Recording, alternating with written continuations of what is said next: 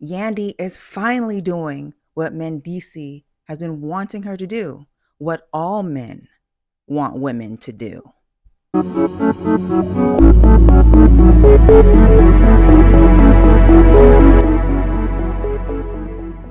My name is Naomi, and you're watching my channel. Saint to Siren, subscribe and hit the notification bell because it's time to win. Yandy is finally doing what Mendici has been needing her to do this whole time, what all men need from women to do this whole time. That is to be indifferent. The reason why you need to be indifferent when it comes to men is because men are goal oriented. Once you make a man comfortable by giving affection, by giving attention, thus giving them validation, they don't see you as a prize anymore. They see you as, I got her, I'm out to find the next ego booster. When you are indifferent, you're saying, yeah, what you're doing is cool, but it's not catching my attention. I'm not giving anything that doesn't dazzle me. Yandy would chase and be there and support financially, emotionally Mendici. We've seen that through the years on the show. And what has she gotten? Nothing but lackluster effort, cheating, and just putting up with whatever he threw her way, just putting up with just nonsense. When she is beautiful, she is a baller, a boss, she should be treated way better than that. Every woman should. But energy is currency, and she has been dishing out and paying out way more than the connection with Mendici is even worth. But as you see, the tides have changed, and I hope she keeps the tides going in her favor. She's not giving out her energy. She's not giving out that currency. She's making things shaky, unstable for him. And that's exactly what you want to do, to keep men seeing you as a goal. Now Mendici is paying more attention to her, is questioning her, why are you in New York? Why are you doing this? Why are you doing that? She is more on his mind because he realized, oh wait, this isn't in the bag anymore. My stability, the money, my family is no longer there anymore, and I have nothing. Now he is truly seeing what he had in the palm of his hand, which he had never saw before. Siren, you have to treat people how they want to be treated, and the way you treat men is with indifference.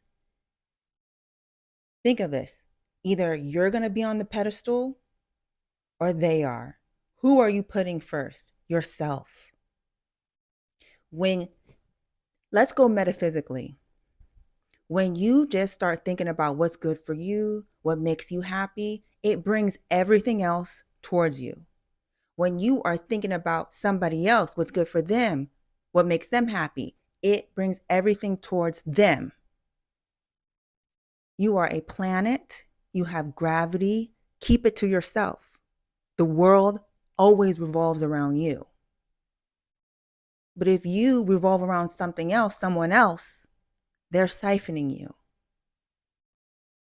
When Yandy just focused on her pleasure, her happiness, her money, look, Mendici running, begging, pleading. You have to stay indifferent, right?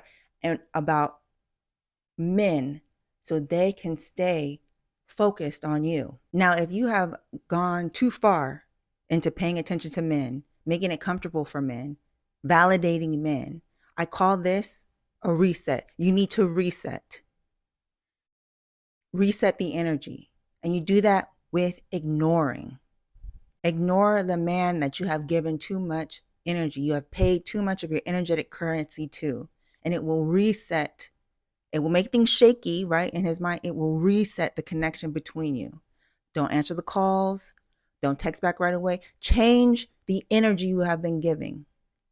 Allow him to call, text, blow up your phone, leave voicemail. Allow him to do that so he can start being in a giving energy, in a giving mode, right? Have him start giving. And then you play indifferent so you can maintain the connection. You can solidify the energetic currency in your favor. Once you start realizing and seeing the benefits of how your attention, your energy is currency, you're going to really realize what you've been spending things on that are not worth it. I'm going to tell you something. This reality, this matrix, is supposed to be clay in your hands for you to mold, for you to create your own reality. But we have been fed scripts. We have been fed scripts ever since we were very young. I'll give you an example. Just imagine your child riding a bike for the first time, falls down, scrapes, their arm or their leg, whatever. Do you go to that child and freak out like, "Oh my God, you fell. Oh my God. Oh, my baby." Are you programming them to freak out every time they fall down? Or do you go towards your child and say, "You know what? That's okay. When we fall down, what do? We always get back up." Getting back up is the best thing to do. It's what all winners do. Or are you programming them with that type of mindset? That's how scripts work. We have been trained to cry, to be happy, to feel satisfied when certain scenarios play out in that type of favor. But you can change that script. You can change that scenario. You can unlearn those responses. And it's really good to do so by manipulating your own energy to bring out the best outcome in your favor. And you can practice this with the men that in your life or the men that you're talking to. With this one exercise, practicing ignoring and indifference. I would stay away from being mean because I feel like you can, get more bees with honey than so much so flies with shit. You know, um, you can just stay more like in a positive vibration and a higher vibration, and you can smile and just be yourself. You just don't give away your validation, your attention, your approval, your affection. You just don't give that away freely. You only give that when a man has done something to benefit you and only you, not to benefit both of you, just to benefit you. Then you can reward him.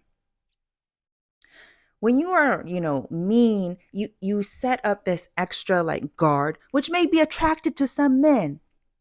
It may be, hey, whatever works best for you. But I feel like, when you're mean and mad and hold a grudge, it's like a weight that not only you may feel protection, but it weighs you down. It makes you less approachable, and you want to be approached by as much men as possible so you can practice your craft. You can get as much benefits. The data gathering is just much juicier. That's all I'm trying to say. And you can narrow in on what type of man you like. What type of man best fits suited for you. You just won't narrow the database that you attract. That's all I'm trying to say. In all of my teachings, I know I make this reality, this matrix, sound very nihilistic and aggressive against us, but it's not. It's meant for us to learn so we can have fun with it. It's meant for us to create our own world, our own reality from it, using our energy, manipulating things for our favor. And you will have so much fun. It's meant to have fun. But we're fed these scripts that prevent us from seeing that. I really believe we come on this plane of existence to learn our own personal power. I really do believe that each and every one of us has something super special, whether it's a charisma, finesse, a talent. There's something born within us for us to exploit, And I know that sounds negative, but for us to use and perpetuate and to learn a certain craft, a certain nature that we have about us, to hone in so that we can build our own world and manifest our own dreams and start living life enjoyably the way that we see fit. Because yes, there is a lot of systems of oppression out there, but on a one-to-one scale, we always have power. And when we learn how to use it in our favor, you will be unstoppable.